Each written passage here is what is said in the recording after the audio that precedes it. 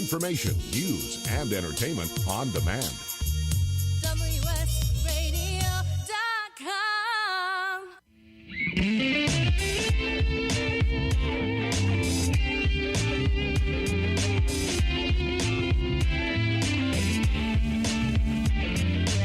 Welcome to The Changing Stage, music gear talk from the manufacturers and musicians who define the biz. Here's your host, Florentino Buenaventura.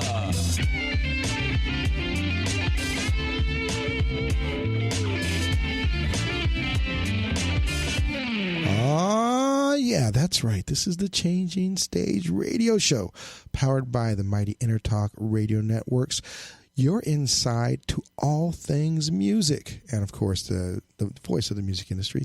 And we want to give a shout out to our sister company, WS Radio, who helps power us here, and of course our great sponsors, Pitbull Audio at pitbullaudio.com, where they are just making it happen, and they just never want you to never let go, because the dream is still alive. No matter what stage of life you're in, music always sits in your heart. And our good friends over at SIR at SIR-USA.com, where they are out there powering all the professional musicians. And that would include, I would imagine, our current guest, who is a big inspiration for me. He is an amazing bass player, composer, songwriter, producer, recording artist, and of course, he also has a line of his own gear. Mr. Bunny Brunel, are you there, sir? Yes, you're being so nice with all those compliments. Well, hey, I don't know what to say anymore.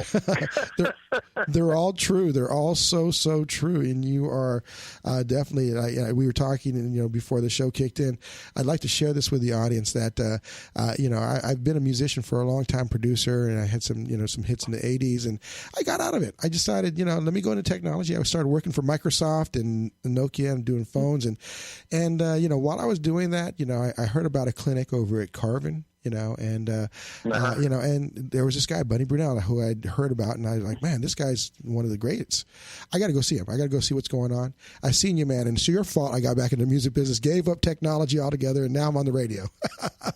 And so it was a great clinic. So if anybody gets a chance to see Bunny's clinic, he is so concise with all of his insights, his stories, and what you should do to have a relevant career. And we're blessed to have you here, sir. So, thank you very much for that. Maybe you can take over and say everything I said. It sounds like you enjoyed what I was talking about. Oh, I did. Everybody there. I had the funny thing is I ran into a number of friends that were also there. They all had the same ideas, and it was really powerful. And I really thank you for that. And you've kind of moved on, and you got your own line of gear with some other companies. We're going to talk a little bit about that in the show later on. Okay. But on this part, I'd like to know, we want people to understand where that passion came from, where that spark, that spirit kind of, emanated from. So how did you get started? And I know this was back in your... I don't think people have a much choice of it. I think, you come to this plane with something to do. You have to achieve something. So obviously, I have something going on with music, and what's important is just because you choose how you come and with whom you're going to have parents, you actually choose something that's going to be able to help the see what you're supposed to do in your life. You know what I mean? Oh, yeah. Like for instance, my mother used to be, listening to a jazz station.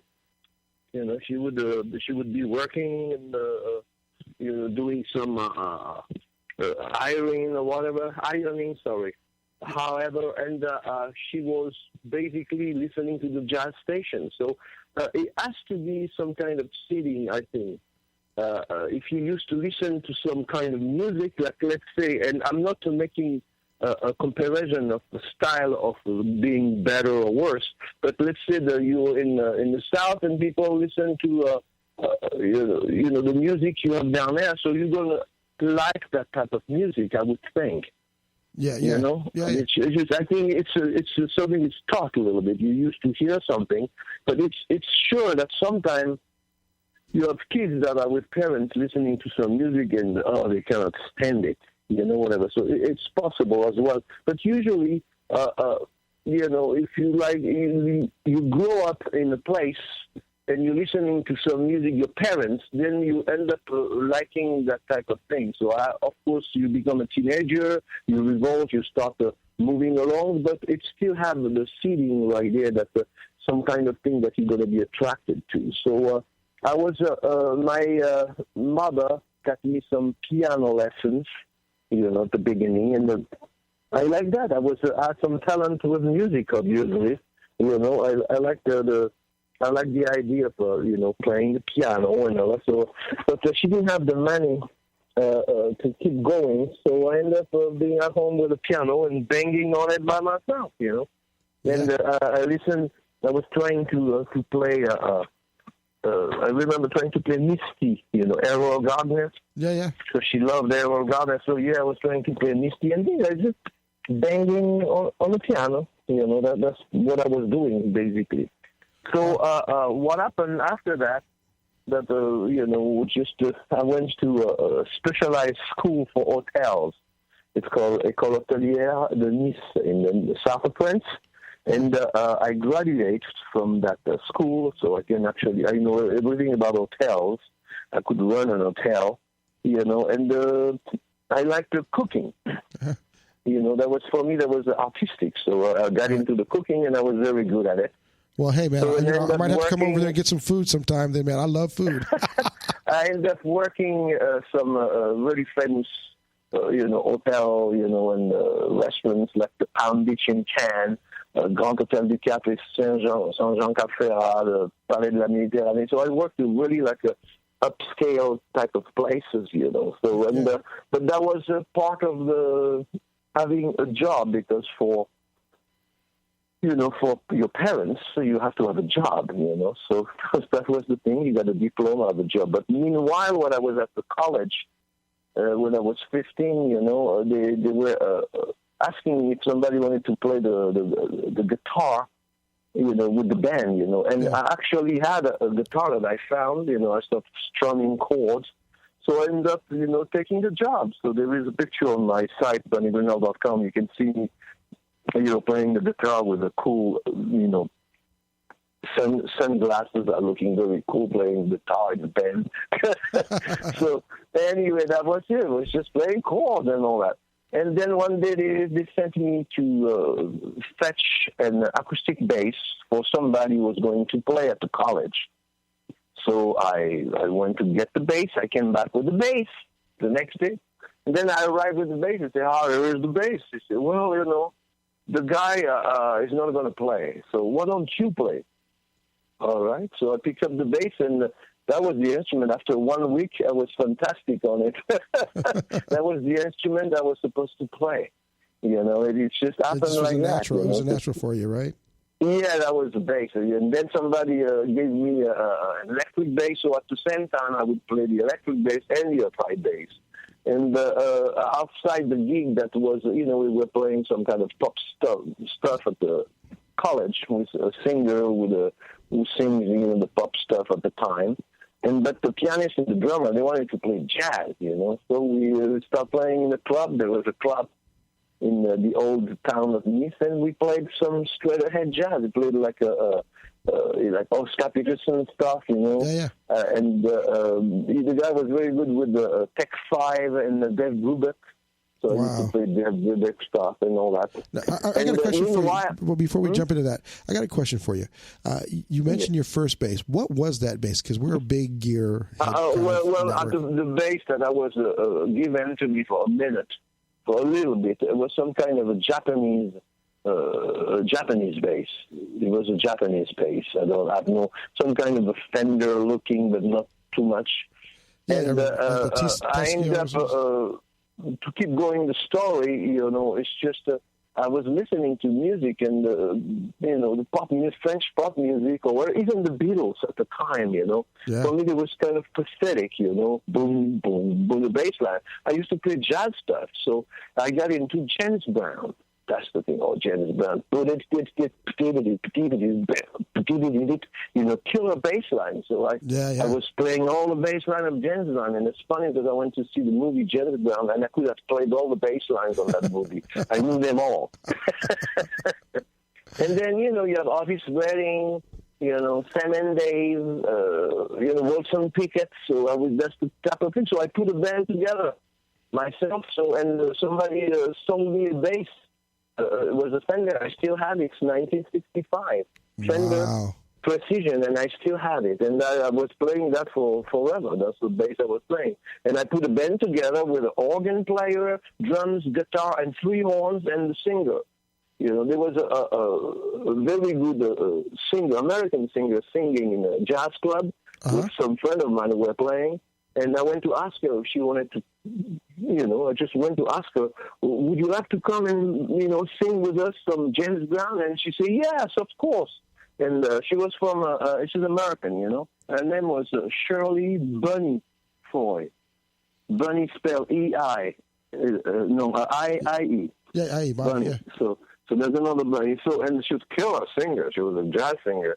So so I had the band like with the horns and the singer. Everybody loved it. Came to see the band, So so that's why when listening to the James Band, I know all the bass lines. I know all those tunes. I play them all. So that was the thing. And at the same time, I would do the jazz gig with a upright bass. So I definitely played both instruments all the time at the same time. Now, were you going? This is going to be something I do for the rest of my life at that time because the parents wanted you to have a steady. But that's what it is. It was I got the I had the diploma and everything. I had a job. Then I did. They were happy. So then I did. Got into music. And it was funny because at the beginning they don't take too seriously, but you're doing music and, nothing, I was a good kid, never touched drugs or anything like that. So, they were they had no problem at all. And my brother was the same way, a very good kid and all. He ended up being a high-ranking police officer anyway. So they had 2 kids, very successful. But, I played the bass and all that, so they kind of like it, whatever it is. And then, it took one day my father saw me on TV, playing with a very famous pop singer. And then he took a picture of the TV with me playing the bass.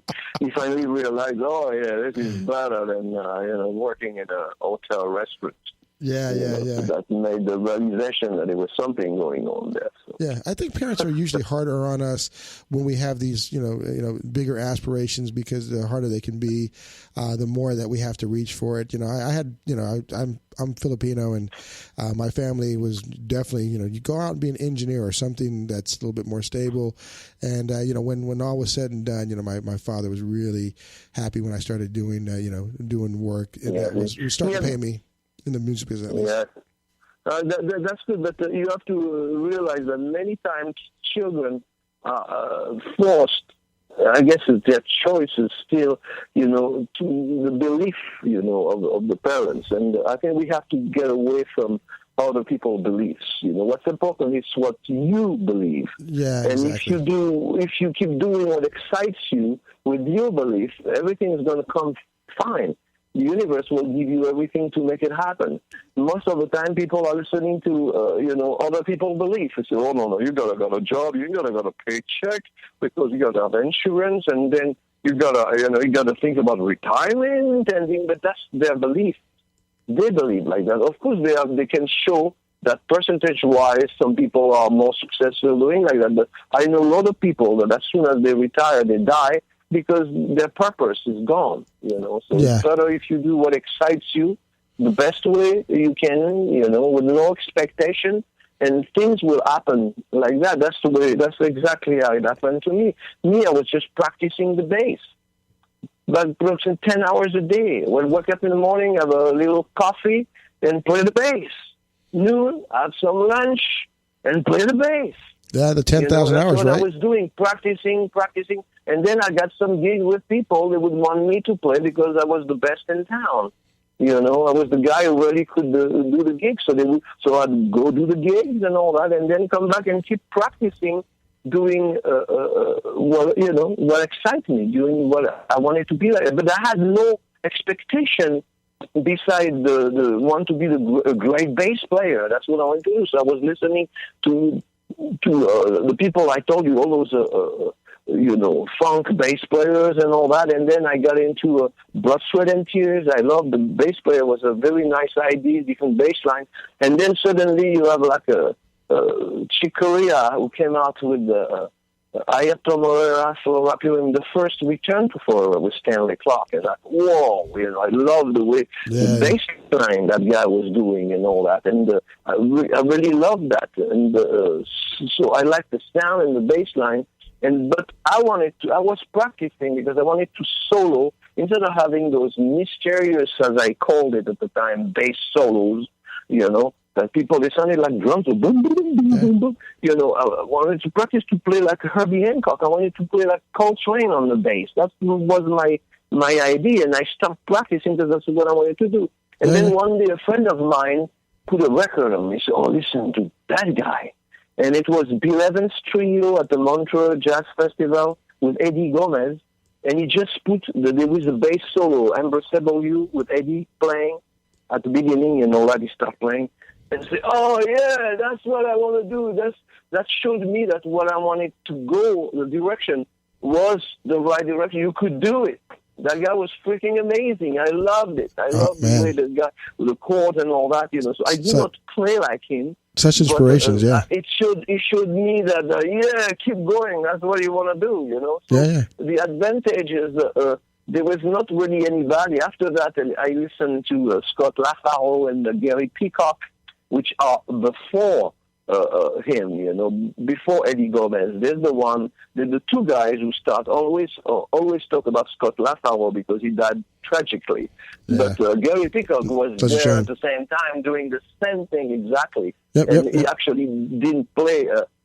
I like him better, in fact, as a bass player.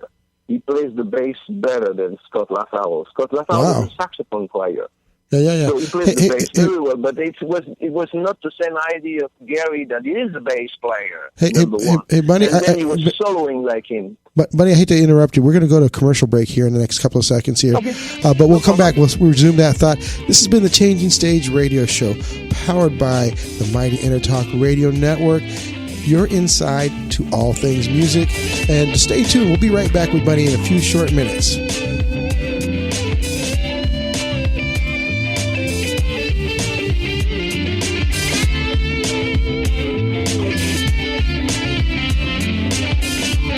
Serious about your music? Are you ready to run with the big dogs? The experts at Pitbull Audio have the gear to get you into the game. From leading manufacturers like Mesa Boogie, Fender, Pioneer, and American Audio. To sound your best, you need the best. Pitbull Audio can deliver in rehearsal, on stage, and into the big time.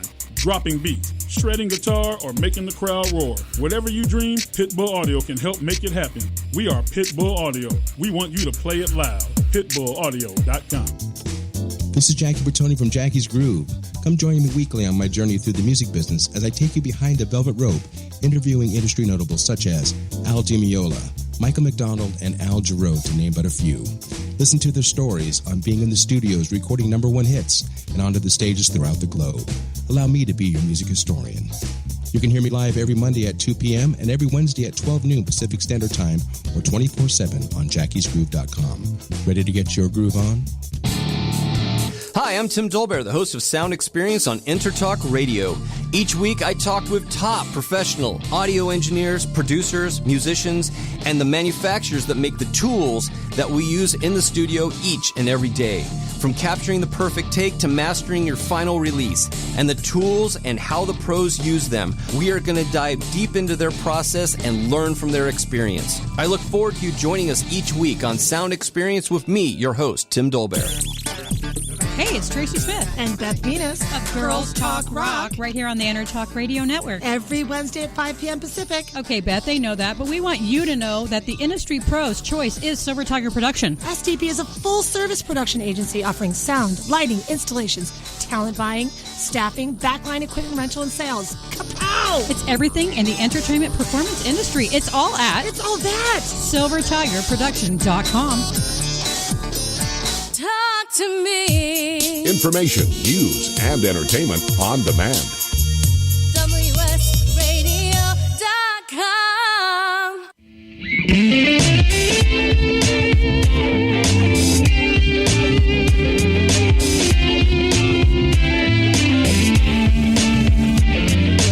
Welcome to the Changing Stage, music gear talk from the manufacturers and musicians who define the biz. Here's your host, Florentino Buenaventura.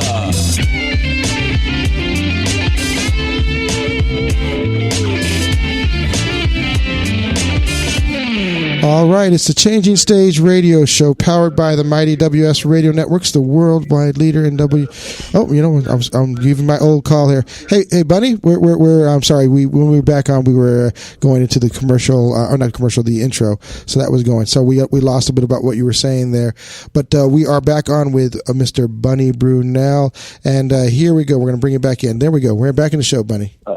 Okay, here we go. So basically, you know, listening to those players, Gary Peacock, Scott LaFaro, and especially Eddie Gomez, showed me that I was going in the right direction. So you have to do what you believe and keep going at it. And I was playing, as I said, the acoustic bass and the electric bass. So I would solo and all that, and then play fretless, because playing the acoustic bass, I wanted to have that thing of being able to control the vibrato and all that. So fretless, I did the same thing with the Jarreau, you know, took off the fret and put some bondo and all that. It was a terrible job, but it worked, you know, it played.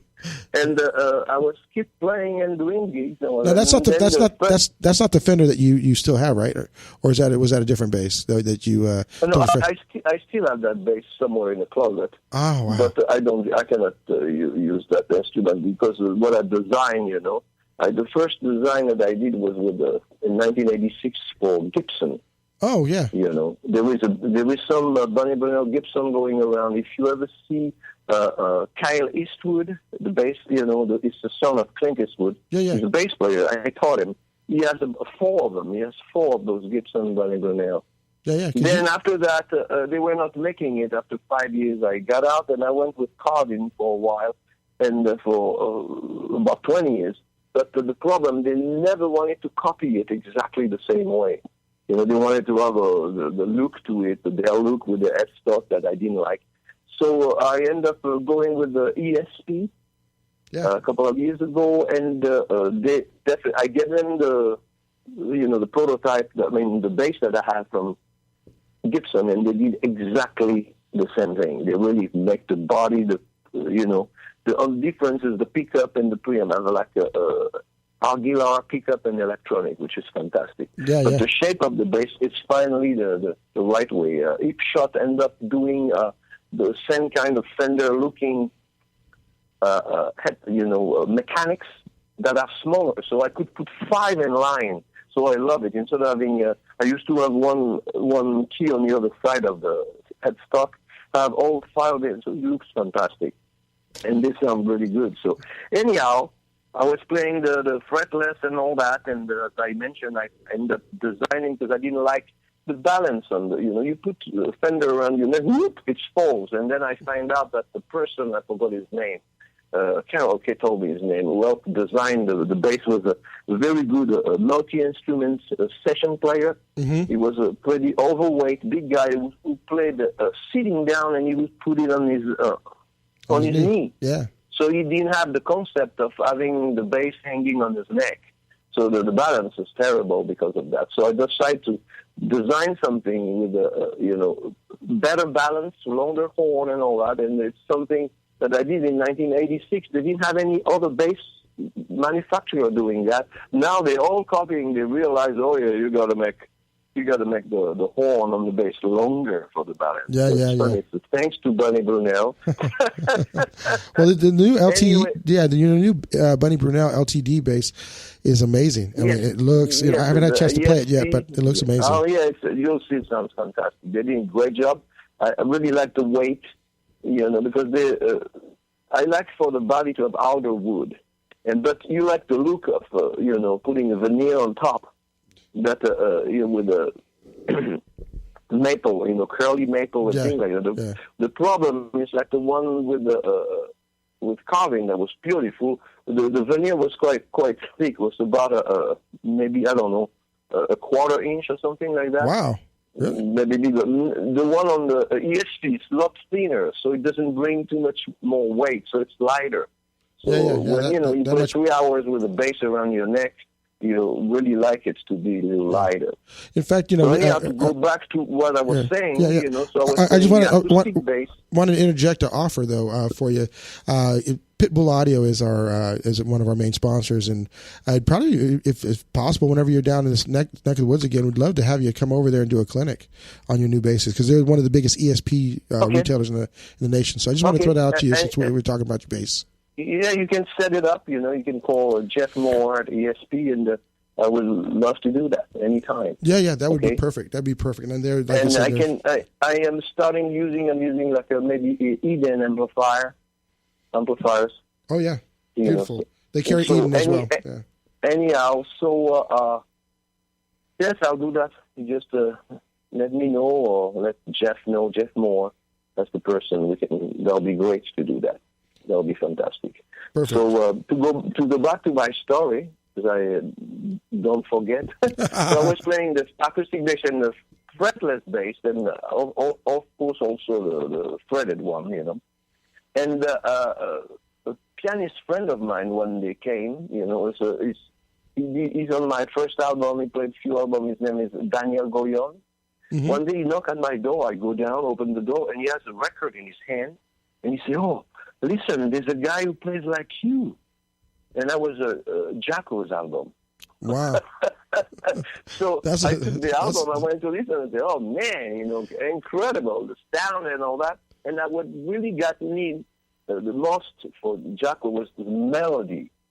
It was such a beautiful melody. Me, I would used to go and like a battle of hell, And I heard, oh yeah, he's right. Let's, melody. I gotta do that. This is so beautiful. And basically, that's influence from Jacko, because I was already playing the way I play, and I'm actually older than him, a couple of years older. But that the thing, listening to him, it made me make more melody. And then I ended up playing with Chick Corea, that would all say, "Oh yeah, play melodies." So that became my forte, thanks to Jacko and Chick Corea. Melodies, But as I say, I was a jazz guy, so I would improvise, I would play. I already had my way of playing. That's why I actually don't sound like him at all. On my last album, you have your own way for sure. Yeah, on my last album, I actually wanted to give the master. I played a continuum. This was one of my favorites. It's the first time I heard the bass playing a melody with a chord that sounded so beautiful. So I recorded continuum on my album called "Invent Your Future," and that's what I was talking about when I say do what excites you the best way you can with no expectation. Invent your future. Don't listen to other people. Just do it your way. Yeah. So, and that's what's going on. Then I was playing with an amazing pianist singer from Brazil, Tania Maria, and with one of the greatest French drummer, André Ceccarelli, Dede Ceccarelli. Mm-hmm. I was playing at the Ronnie Scott Club in London with her. And every night there was a guy there. It was a guy with cognac, drinking cognac, Patrick Moraz, keyboard for Yes and Moody Blues and all that. But I didn't know.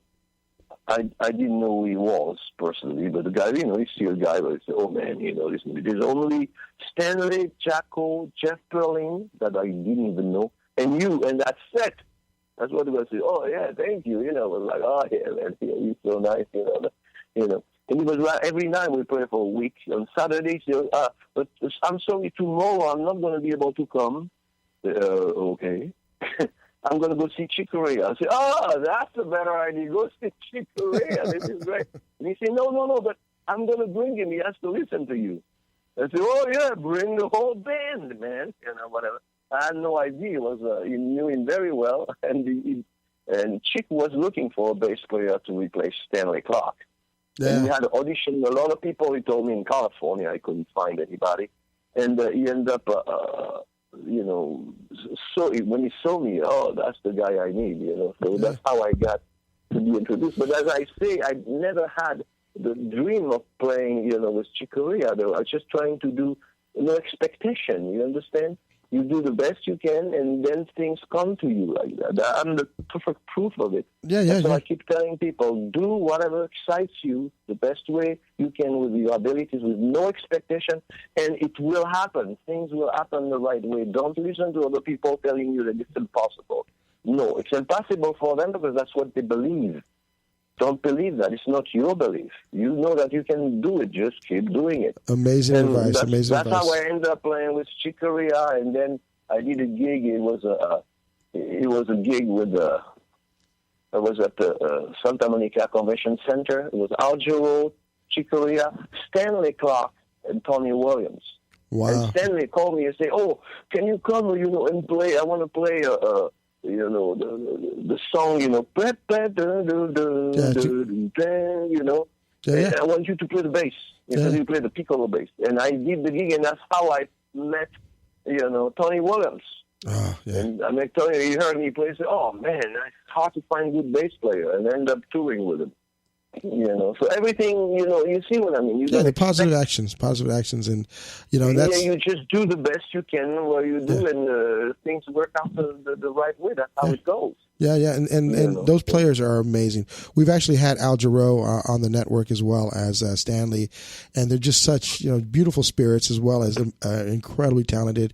In fact, we helped promote Stanley's concert here in San Diego, and it good. blew me away. The musicianship. I'd seen him a number of times from on videos, and I hadn't been to a Stanley concert yet, and and you've got a special connection right now with Stanley. I kind of want to move into a couple of things that have been happening for you, so we don't run out of time to get that promotion in. But you've got a new album coming out. Is that not correct with Stanley? That's right.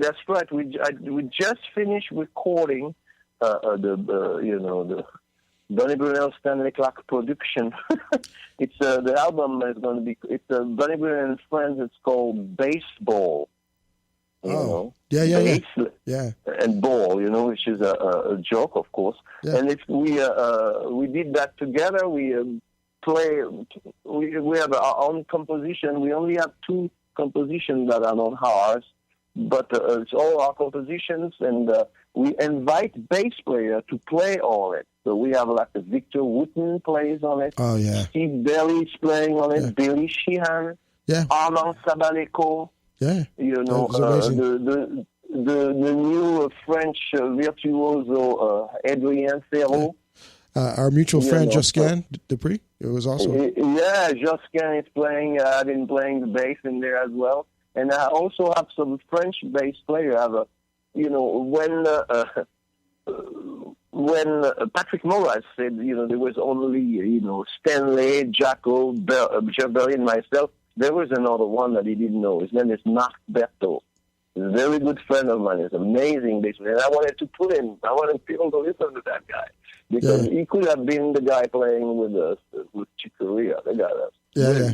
But in fact, we don't play the same as well, but we used to play together, and we play the same thing: acoustic bass. We play a classical nylon guitar.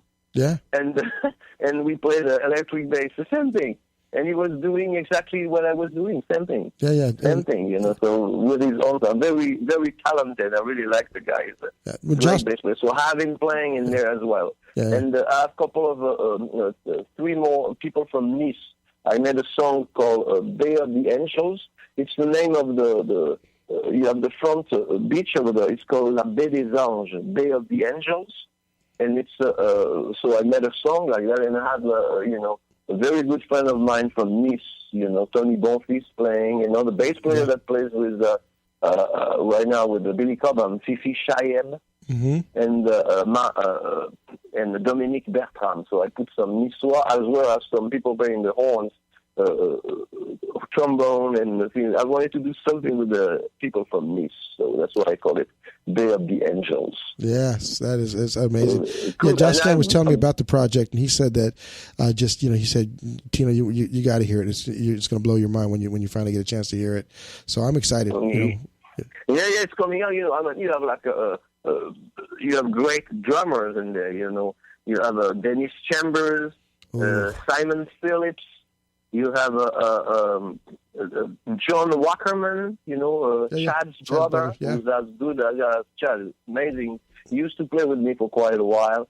And I have percussion players and things like that. Monette Marino from San Diego, killer, is a woman, killer. I have Christian Moraga, another percussion player. I got a lot of people playing. It's very nice. Brian Cabrera from Laguna Niguel or some place like that. A lot of people from around here, but that's a great musician. Like Nick Smith on the piano. But there's a lot of songs where it's only bass and drums. And it sounds fantastic. You don't need any. Don't need the rest of it. Just hey, I'm with you, man. I'm a bass player, so hearing Stanley play bass with his the bass player that he had along with him, it was just fun. It was just a fun show. So I can imagine on a recording it's going to be amazing here. And we got about a minute and a half left in this segment. You will get a copy. Get a copy for sure. Oh, that would be. I'll be very honored with that. We got about a minute and a half left in this segment here. Okay. Let's get some of your URLs out so people can understand how they can get a hold of you and find out more. You've got a great website. Can you give us the URL for that? Yeah, it's Bunny Brunel in one word.com. Yeah. And you have two Facebook pages because really a lot of people in there, 10,000 people. I have Bunny Brunel and then Bunny Brunel 2. It's actually two capital I, like Roman style, Bunny Brunel 2.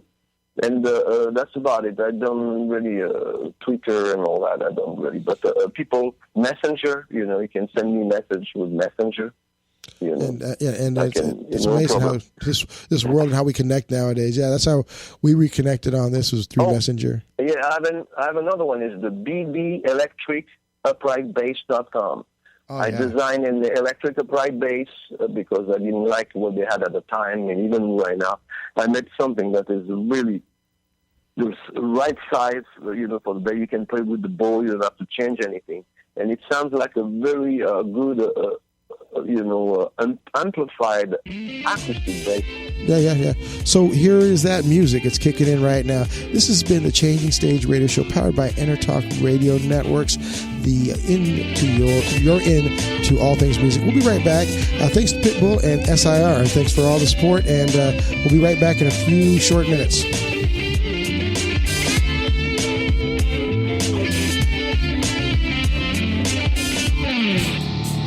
Hi, I'm Tim Dolbear, the host of Sound Experience on Intertalk Radio. Each week, I talk with top professional audio engineers, producers, musicians, and the manufacturers that make the tools that we use in the studio each and every day. From capturing the perfect take to mastering your final release, and the tools and how the pros use them, we are going to dive deep into their process and learn from their experience. I look forward to you joining us each week on Sound Experience with me, your host, Tim Dolbear. Are you serious about your music? Are you ready to run with the big dogs? The experts at Pitbull Audio have the gear to get you into the game. From leading manufacturers like Mesa Boogie, Fender, Pioneer, and American Audio. To sound your best, you need the best. Pitbull Audio can deliver in rehearsal, on stage, and into the big time. Dropping beats, shredding guitar, or making the crowd roar. Whatever you dream, Pitbull Audio can help make it happen. We are Pitbull Audio. We want you to play it loud. PitbullAudio.com. Girls are talking rock again. And people are listening. Today we're talking bands. Let's talk promotion. Red Giant Promo, graphics, EPKs, video, photos, social media, and brand building using content marketing. But let's talk studio at CCMA, which is events, rehearsal, tour prep, piano, guitar, voice, rock band, lessons, workshops, and clinics. Yeah. Both proud sponsors of Girls Talk Rock. Well, get the lowdown on these services and contact me, Tracy, at girlstalkrock.com. This is Jackie Bertoni from Jackie's Groove. Come join me weekly on my journey through the music business as I take you behind the velvet rope, interviewing industry notables such as Al Dimeola, Michael McDonald, and Al Jarreau, to name but a few. Listen to their stories on being in the studios recording #1 hits and onto the stages throughout the globe. Allow me to be your music historian. You can hear me live every Monday at 2 p.m. and every Wednesday at 12 noon Pacific Standard Time or 24/7 on jackiesgroove.com. Ready to get your groove on? Talk to me. Information, news, and entertainment on demand. WSRadio.com.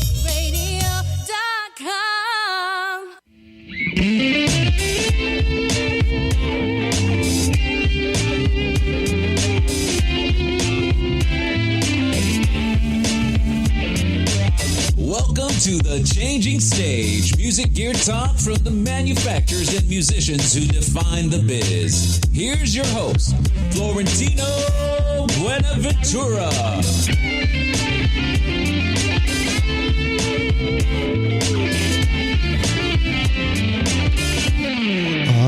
Yeah, that's right. It's the Changing Stage, third segment, and we are here due to our good friends here at EnterTalk Radio, and you're inside to all things music, and of course the voice of the music industry. And we've been having a great, amazing conversation with Mr. Bunny Brunel, and we've got a special guest that's come on with us. He's been out for a little while. He is the host of our amazing show, Jackie's Groove. He's also a world-class percussionist who's played with the likes of the Beach Boys, with the Eagles, and of course his first start with Tower Power. And he wanted to welcome Bunny because they've got a lot of mutual friends in common. And I wanted to introduce you guys here online. So, gentlemen, we're here. All right. Welcome, my brother. Nice. Welcome to the Changing Stage, man. And I was telling Florentino earlier, I would love, once I'm back behind the mic, hopefully within the next 2-3 weeks, I would love to do one of my special interviews with you if you would accept the invitation. All right, of course, anytime. I love to talk. I'm right there with you, and I love to listen. So, I wanted to tell you, I've been listening to the interview since you guys signed on. We have a lot of friends mutually in common. In fact, my last big interview was on the 13th of September with your friend, Mr. Stanley Clarke. And right.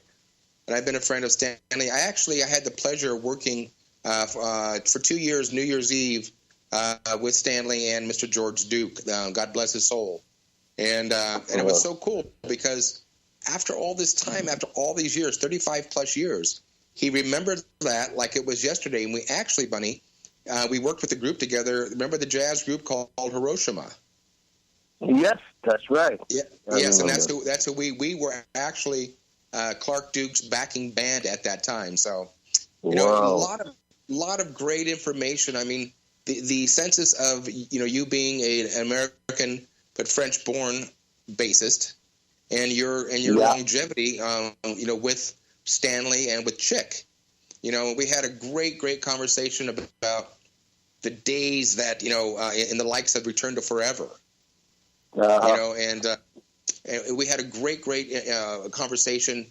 It went really deep, but I've been privileged, man, and now I can actually put on my resume that I actually added Bunny Brunel onto my interviews because I've had the pleasure recently, again with Stanley. I also have had the pleasure with my dear friend Rhonda Smith, bassist for Prince and Jeff Beck. We had a great 2-hour interview. My dear friend of mine, Benny Sylvette from Santana, and I don't know what it is about these bass players, so that's the very cool thing. And I love the fact that this project is coming out with Stanley. What is the vein of music on this new release? Is it fusion, straight ahead jazz? Go ahead and tell us. Well, you can call it's a fusion. I usually, put myself as a fusion player, So just like we played some classic stuff like, Lopsilu, Stanley Lopsilu. But then also we playing freedom jazz dance, in there. But everything else is new compositions. I have a great composition called Standard from Armand Sabaleko. Killer, and as I was mentioning before, we play the melodies and we play some solos, and we invited people to play. We invite people to play solos on those tunes, So it's great. You got on Lopsilou, you have Billy Sheehan, you have Steve Berry playing, and then another tune that I did with Victor Wooten, and Henry and Farrell. So it's a galore of amazing bass players. So we're having fun, letting these people play. It's just really nice. It's too bad you couldn't bring anybody with a name on your album. What a shame. Yeah, I know. And the beautiful part about that, I want to take a couple seconds also too, because your mutual friend, our mutual friend of the station, is Alphonse Mouzon. And everybody out there listening to this interview, please say a prayer for Alphonse. He's heading to Mexico on the 28th to stab this carcinoma that is eating away at him. But we've got to get him back behind the drum set and back on drums with Mr. Bunny Brunel. So, Bunny, throw a little prayer out there for our brother Alphonse, so we get him strong and get everybody, these soldiers, back playing. Yes, I just saw Alphonse a couple of days ago, and actually gave him one of my basses, my personal bass, to have people betting on it to get some money, because he needs some money. He cannot work and all that, and he's got to do a procedure and all that. And please help, And I was talking about it with Stanley Clarke, and he's going to do the same thing. He's going to give him a bass to sell. Stanley already donated. Stanley told me he already donated to the cause, which was really, really cool. So. He liked my idea when I said I'm going to do it too. Yes, very good idea. So. We're all here to help out. And I wanted to ask you a quick question too. On the new album, I want to segue back into that for a quick second. And Florentino, excuse me for commandeering your show. I'm enjoying you guys talking, and it's good to I just wanted to ask you, Bunny, on the new album, other than your signature bass, were you also able to employ your stand-up acoustic bass on the album? Tell us about that. No, I actually didn't do it on this one, because the idea was we were going to do a duet with the acoustic basses. But all the acoustic bass is Stanley Clarke, It's just he's the one who played the acoustic bass, so I didn't feel like playing the electric upright bass. I mean, for the balance, it's better to have an acoustic bass and an electric bass. If you put two things sounding too similar, then you cannot really hear the difference. You know what I mean? I actually don't. We were going to do a duet, and for some reason we didn't do. I wanted to play standard, like Stella by Starlight, something with just two basses and the drums, and we didn't do that. But we already have 12 tracks, so we have plenty of music. So. Bunny, a quick question for you. On that stand-up bass that you have on your website on bunnybrunel.com, everybody check it out. It's a work of art. Bunny, would you consider that bass a full size or consider it to be a mini bass? No. That's the thing. I designed an instrument because whatever was out, first of all, it was not, exactly the right size, the right thing to play. It makes it a difference for people who play acoustic bass moving to that instrument. I wanted to do something that people, they practice for 5 minutes and they can play it. It's the same. It's actually a 3/4. The standard of acoustic bass are 3/4. There's only few people who have like a 4/4, but it's too big. It's a 41 1/4 length of string between the nut and the bridge, which is the normal size. And actually takes, I'm putting acoustic bass string from La Bella on it. You can put the real McCoy, So the whole thing is made that way with the right angle, and then you can pick up the bow and play with the bow. So it's like a real bass. Perfect. In fact, there is a video on my site of BBElectricUprightBass.com, and we're playing a duet with Stanley, and that was the first time. That was the first time he was playing the bass. I brought that point up. I want to ask you a quick question. I brought that point out about that bass because a very close friend of mine, and hopefully you know him also, he was a former bass player for Ka-Chow. the great Latin artist. His name is Eddie Resto. Are you familiar with Eddie Resto? I know Cachao, but I don't know really the Latin guys. I don't know them all. So.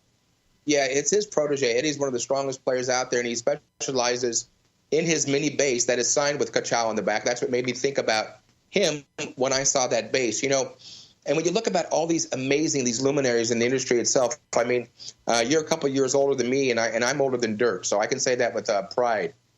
And the things that have changed and over the years in the way of recording and so on. But, you know, though, the bottom line is when it comes back to the standard, you know, the standards will never be changed, you know, and that's why it takes people like us to keep the flow going. Do you believe in that? Do you believe that everything old is new again? Of course. I mean, it's just like you have to look at what people did before. We needed that in order to create what we created after. You know, you don't have a return to forever without Bitches Brew, Miles Davis, or On the Silent Way. Because, you know, he's the one who moved, you know, he started moving forward because he thought he had to move forward, and I agree with him. If you stop moving, you're going backwards. And he went into, he did that On the Silent Way, which is one of my favorites, then Bitches Brew, and like that. And then off that, you have all those people who, you know, you have like the McLaughlin who did, you know, My Happy New, and then, you know, Chick Corea, you know, the thing moved on, and they kept moving after that. And, you know, for a while, they came back to what they call the smooth jazz thing, and it's kind of a little poppy thing with a couple of chords, and I don't especially like that. It's okay. For me, it's like elevator music. So I like when there is some tension, you know, you're playing and you can hear the harmony and just like the melody that really makes you think, oh, yeah, this is cool. And that's the type of music I like to play, you know. So sometimes I actually play straight ahead jazz. You know, I play on a record with the amazing singer, flute player, Kelly Peoples, and I play acoustic bass, and it's like a straight ahead jazz and thing. So I like to do that as well, you know. It's just part of the thing. And then, you know, you go back, and I like to play the fusion stuff. But you cannot ignore the thing before. I like to play the thing, you know. It's coming out again. It's funny. I played to a jazz festival in Madagascar. I was in Madagascar. For the people who don't know, they heard the cartoon Madagascar. Madagascar is not in Africa, and they don't have any elephants or giraffes or people, you know, which is kind of ridiculous. It's on a big island on the east side of Africa, below the equator, across from Johannesburg, to give you where it is. It's almost its own continent. Always been separated. People are mixed up with Polynesians over there, and they play jazz, straight ahead jazz. There is more jazz in Madagascar than New York City. You have all those kids, real kids, like 14, 15, just playing piano, guitar, drums, and they play straight ahead jazz. They play all the standards, singers and all that. You know, so no, it's funny. It's coming back over there. Hey, Bunny, I'm going to jump in. I'm going to jump in here real quick, because I don't want to take any more of the show, but I do want to tell you one thing, if I can, from my heart. I've been blessed. I started out with a great group, Tower of Power. You know, that has always been the driving groove behind that has been Rocco Prestia. You know, Francis has always been one of the greatest. I know. He's actually used ESP as well, basically. Exactly. You know, and I've had the pleasure over the years to record and also to tour and work with Brian Bromberg. I'm sure you're familiar with Brian also. Yeah, that's an amazing bass player. Yeah, so I'm going to name drop across there, but I don't have time. But what I will going to do is I'm going to invite myself, because once God gives me the pleasure and to get back on my legs and I'm back in the studio, if our paths should cross, if you're down here, because we're down here in San Diego area, I would love to be able to sit there and add you to my ever-growing resume of amazing bass players. So I'm going to invite myself to get the chance and opportunity to hopefully one day work with the great Bunny Brunel. So I've invited myself. Anytime. Who else would have the nerve and the balls to sit there and invite himself on? So with that said, Bunny, God bless you, my friend. Godspeed. I will have the network get a hold of you. My producer, Megan, will contact you with an invite to Jackie's Groove. And God bless you, brother. I'm going to put you back to Florentino. Yeah. He's an okay bass player, but I'm going to let him take over here. God bless Bunny. It's all Bunny's fault anyway, right? All right, God bless all right, you. Much love. Thanks, Jackie. I've been enjoying this, brother. It's good to have you back on the air because it's been too long. We're going to have you back sooner than later here.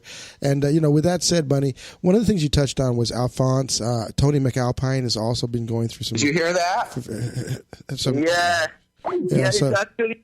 Tony seems to be doing okay with his wife. They both, he went to see his wife in Spain that had a problem with breast cancer. And he arrived there, and he ended up in the hospital himself. It's amazing. So she had like a double mastectomy, and then they took colon cancer. Last time I talked to them about a couple of months ago, they were doing good. So that's good. Hopefully it's all on fine, doesn't come back. That'll be great. And I bring that up is because people think that just because you've played with all these amazing artists and did all these amazing things that it's milk and honey. You've got all this stream of money like Alphonse. Alphonse has played with everybody. He's just such an amazing spirit, good friend, and we all try to do what we can. But it's tough being a musician, because like you brought it up. If you cannot work, you're not making an income. There isn't a corporation that's paying your salary when you're not working. Jackie's run into that, having been away from the radio and from, he still makes most of his money on session work. So, it's tough. That's the thing that lots of people, I was talking about belief, they, you gotta have a job and everything. But, having a job that you're not excited about, it's just wasting your life. So it is. It's true that, you have to prepare, kind of think about maybe, having a way, something, try to buy some houses and people to pay rent that really pays for you and things. You have to make logical choices, Investments, but it's true that being a musician, you cannot retire. There's no retirement from what, So you just do your best and try to think about it and find something. If you have to do a different job a little bit, well, do it. It's better to do it later than earlier, because earlier then you have no way of achieving what you want to achieve. Then it's too late. Yep. So if you want to travel somewhere, do it while you can move, Don't wait until you're retired and you can't move anymore. That's it. Just do it now. Do the things that your soul speaks of. And I think that's key. We've got 30 seconds left. Yeah. I want to give a shout out again to your website, bunnybrunel.com, BunnyBrunel.com. You guys got to go check out his website. You'll see his basses. Go out to your stores, especially Pitbull Audio. Check out the new Bunny Brunel bass, and you get a chance also check out his new line of acoustic basses and get that CD with him and Stanley and Jascan and all those amazing talented players. It's going to be a great one. Yes, and it would be great if they to check the Facebook page, because they'll be able to see when the new album with Stanley comes out. Yeah. So this has been the Changing Stage Radio Show, powered by the mighty Enter Talk Radio Networks. Your inside to all things music, and that's this man today. Mr. Bunny Brunel is all things music, and he's been an inspiration to me. I'm sure he's been an inspiration to all you listeners. Stay tuned next week, and of course, good thanks to Pitbull Audio, pitbullaudio.com, and SIR-USA.com. You know what's all around you every waking moment of your life? Marketing. You're choking on it. I'm Scott Robertson, and when it comes to strategic PR, branding, and marketing, I've seen it all. And actually, I'm still seeing it because bad marketing never sleeps. Join me each week on May the Best Brand Win, right here on Intertalk Radio, and learn how to make the marketing for your brand unforgettable. Hi, this is Tim Dolbear from Eclectica Studios. I'm a full-time mixing and recording engineer. I work with Grammy winners, labels, and indie artists, using state-of-the-art digital mixing and restoration tools and the very best in analog gear. Really, though, it's my ability to bring tracks to life and fulfill your vision for your music. This has made me sought after by producers and artists worldwide. So spend your time working on music and not chasing a mix down a rabbit hole.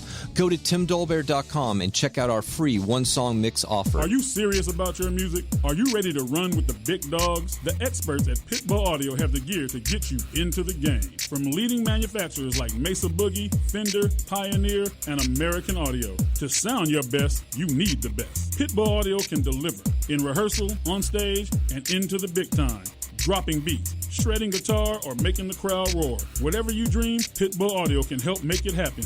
We are Pitbull Audio. We want you to play it loud. PitbullAudio.com. This is Jackie Bertoni from Jackie's Groove. Come join me weekly on my journey through the music business as I take you behind the velvet rope, interviewing industry notables such as Al Dimeola, Michael McDonald, and Al Jarreau, to name but a few. Listen to their stories on being in the studios recording #1 hits and onto the stages throughout the globe. Allow me to be your music historian. You can hear me live every Monday at 2 p.m. and every Wednesday at 12 noon Pacific Standard Time or 24/7 on jackiesgroove.com. Ready to get your groove on?